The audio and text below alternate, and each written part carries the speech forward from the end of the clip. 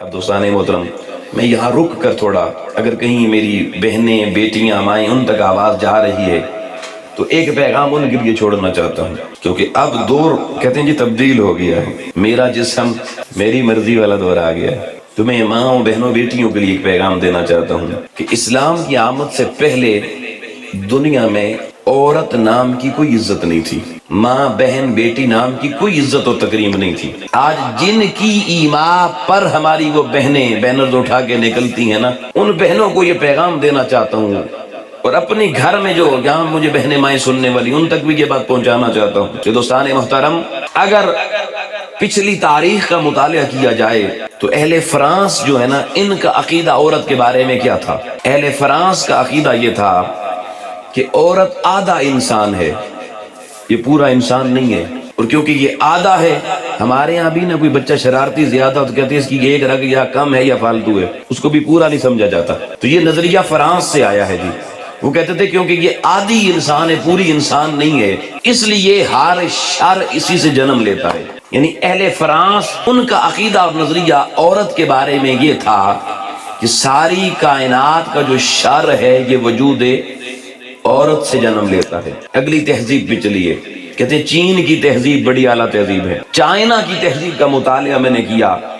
عورت ذات کے حوالے سے، احباب گرامی، چائنا کی تہذیب نے عورت کے بارے میں بیان کیا تاریخ میں۔ وہ کہتے ہیں کہ دنیا میں جو شیاطین ہیں ان کی اگر روحیں تلاش کرنی ہو کہاں رہتی ہیں، تو چائنا والوں کا عقیدہ یہ تھا کہ شیاطین کی روحیں وجود نسواں میں رہتی ہیں، عورت کے وجود میں رہتی ہیں، شیاطین کی روحیں عورت کے وجود میں رہتی ہیں۔ یہ اہل چین کا نظریہ تھا جی۔ آگے چلیے، جاپان کہتے ہیں بڑی ٹیکنالوجی والا ملک ہے جی۔ اہل جاپان کا نظریہ بتانے جا رہا ہوں، خواتین کے متعلق کیا ہے۔ اہل جاپان کا نظریہ یہ تھا سابقہ تاریخ میں کہ یہ جو عورت کا وجود ہے، کائنات میں جتنی غلاظت،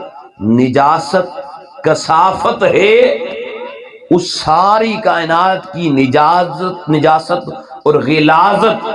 کا بنیاد وجود زن ہے، عورت کا وجود ہے۔ اس لیے جاپانیوں نے اپنی اس تاریخ میں لکھا کہ اگر کوئی عورت کسی عبادت گاہ میں قدم رکھ دے،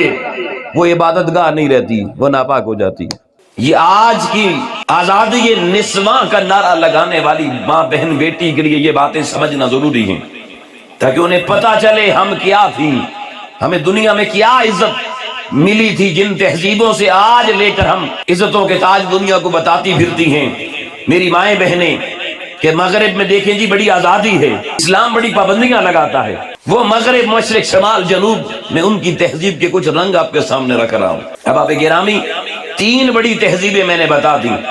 اب ہندوستان کی تہذیب بھی آ جائے گی۔ ہندوؤں کے ہاں عورت کا وجود اس وقت تک قابل برداشت تھا جب تک اس کا شوہر زندہ ہو، جیسے شوہر مر جائے اب عورت کو زمین پہ جینے کا کوئی حق نہیں تھا۔ شوہر کی چتا کے ساتھ ہی میت جس کو کہتے ہیں، اس کی زندہ اہلیہ کی چتا بھی جلا دی جاتی تھی کہ اب وجود عورت، وہ کہتے تھے اب یہ عورت زندہ رہی تو ہمارے معاشرے میں نحوست پھیل جائے گی، اسے منحوس سمجھتے تھے۔ اور پھر دوستان محترم، اب عرب کی بھی سابقہ تاریخ سن لیں، اسلام کی آمد سے پہلے کی۔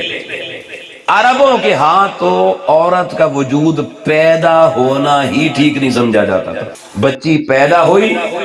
زندہ درگور کر دے، گاڑ دے زمین کے اندر، اور کوئی رحم اس ذات پر نہیں تھا جس کو ہم عورت کہتے ہیں، اور یہ صدیوں سے یہ سلسلہ جاری تھا۔ اور اگر کوئی عورت درگور ہونے سے بچ کے بڑی ہو جائے تو عورت کی عزت اور مقام کیا تھا، یہ سننے والی بات ہے۔ اس کا جب شوہر مر جاتا عربوں میں نا، تو جب شوہر کی وراثت تقسیم ہوتی، تو جیسے ہمارے یہاں وراثت میں زمین، گھر، جائیداد، روپیہ، پیسہ تقسیم ہوتا ہے اولاد میں، تو وہ جو بچوں کی ماں ہوتی تھی وہ بھی تقسیم ہو کے بڑے بیٹے کی وراثت میں چلی جاتی، اور وہ اس کو اپنی بیوی سمجھتا، اپنی ماں کو۔ اور اگر کوئی ایسا بندہ مر جائے کہ جس کی آگے اولاد نہ ہو، تو حیران کن بات بتا رہا ہوں، اس عورت کے لیے حکم یہ تھا عرب کی تہذیب میں کہ اس کو اس کے گھر سے نکالو، آبادی سے دور جنگل میں انہوں نے غار نما جگہ بنائی ہوتی تھی، 2 سال کے لیے وہ کہتے تھے اس کو وہاں بند کر رہا ہو اس غار میں اکیلا، اور کچھ پانی اور کچھ ٹکڑے دے آؤ، جب تک کھا کے زندہ رہ سکتی ہے رہ جائے، لیکن اس کو 2 سال سے زیادہ جینے کا حق نہیں، اس کو مر جانا چاہیے۔ وہ خاتون اس غار میں بند کراتے اور وہ وہاں بیچاری سسک کے مر جایا کرتی تھی، اس کا حال پوچھنے والا کوئی نہ ہوتا تھا، وہ اپنا جسم اپنی مرضی والی، اس کے وجود کو سگی اولاد بھی ماننے کے لیے تیار نہ ہوتی۔ اور اگر کوئی ایسی سخت جان عورت ہوتی کہ 2 سال خشک ٹکڑے کھا کے زندہ رہتی، 2 سال بعد وہاں معائنہ کیا جاتا تھا اور پتہ چلتا یہ تو بچ گئی ہے، تو پھر اس خاتون کا سر مونڈ کے، سر اور منہ کالا کر کے اس کو ساری بستی میں گھمایا جاتا ہے۔ ان سے پوچھا جاتا ہے کہ اس کا سر مونڈ کے آپ کالا منہ کر کے کالا سر کر کے کیوں گھما رہے ہیں؟ وہ کہتے ہیں نحوست دور کر رہے ہیں۔ اور جب وہ پورے عرب میں اس کو گھما دیتے پھر اس کو اٹھا کے پھینک دیتے، کہتے اب جو مرضی، ہر ایک کی یہ پراپرٹی، یہ پبلک پراپرٹی ہے، جو مرضی اس کو یوز کرے۔ آؤ دوستان مطلب میں نے دنیا کی تہذیبوں میں سے 5 حوالے آپ کے سامنے رکھ دیے ہیں تاریخ کے۔ یہ ہماری اس ماں بہن بیٹی کی عزت تھی دنیا کے معاشروں میں۔ جب اندھیر نگری میں عورت ذات سے یہ سلوک ہو رہا تھا، بد سلوکی کی انتہا ہو چکی تھی، ایسے میں لوگوں فاران کی وادیوں سے پیغمبر اکرم صلی اللہ علیہ وسلم کا نور وحدت چمکا۔ ہادی پر حق کی روشنی نے اپنی روشنی سے جب سارے عالم کو منور کیا، امام الانبیاء علیہ السلام نے جب نبوت کا اعلان کیا تو اعلان نبوت سے پہلے عرب کی سرزمین پر وہ وجود نسواں جس کو دنیا ماننے کے لیے تیار نہ تھی، لوگوں نبوت تو بڑے بعد میں اعلان ہوئے، مگر میرے پاک پیغمبر نے عرب کی زمین پر اس سے پہلے دنیا کو بتا دیا کہ ماں کی عزت کرو، کہ اللہ کی جنت کا راستہ ماں کے قدموں سے ہو کے جایا کرتا ہے۔ عزت کہاں سے مل رہی ہے؟ اور اس معاشرے میں میرے محبوب علیہ السلام نے یوں انگلیاں صحابہ کی طرف کر کے اعلان کیا کہ جس کے گھر میں اللہ نے 2 بیٹیاں دیں اس نے زندہ درگور نہ کیا، اس نے محبت سے پالا، پیار سے پالا، ان کی تعلیم و تربیت کا خیال رکھا، اور جب وہ جوان ہو گئی انہیں باعزت طور پہ گھر سے رخصت کر کے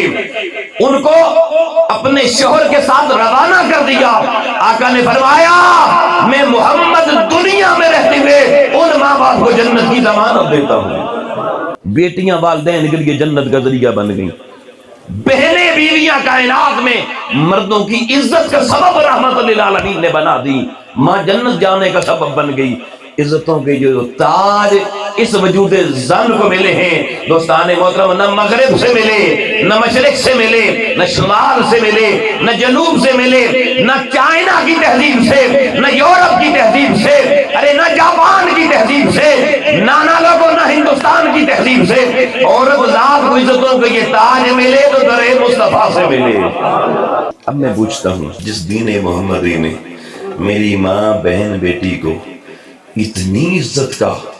مرتبہ اور مقام دیا، کیا اس میری ماں بہن بیٹی کو آج حق نہیں ہے کہ وہ میرے پیغمبر کی بارگاہ میں جبین نیاز جھکا کے سجدہ شکر بجا لایا کرے؟ گھروں میں استحکام، یہ شادیوں کا بندھن، اور اس میں کتنا خوبصورت فرمان حضور نے فرمایا۔ میرے معاشرے کی بیٹیوں بہنوں کے لیے ایک پیغام دے رہا ہوں۔ امام الانبیاء علیہ السلام نے فرمایا فَإِنَّ خَيْرَكُمْ خَيْرُكُمْ لِأَهْلِي، فرمایا اوے میرے امتیوں اپنی بیگموں کے ساتھ اچھا سلوک کرنا، بندہ بن کے رہنا، اچھا سلوک کرنا۔ اور اگلا جملہ لوگوں کتنا خوبصورت اور حسین جملہ میرے محبوب علیہ السلام کا، آقا نے فرمایا وَأَنَا خَيْرُهُمْ لِأَهْلِي، اور میں ساری کائنات میں اپنی ازواج کے ساتھ اگر کوئی سب سے اچھا ہے تو میں محمد مصطفیٰ ہوں صلی اللہ علیہ وآلہ وسلم۔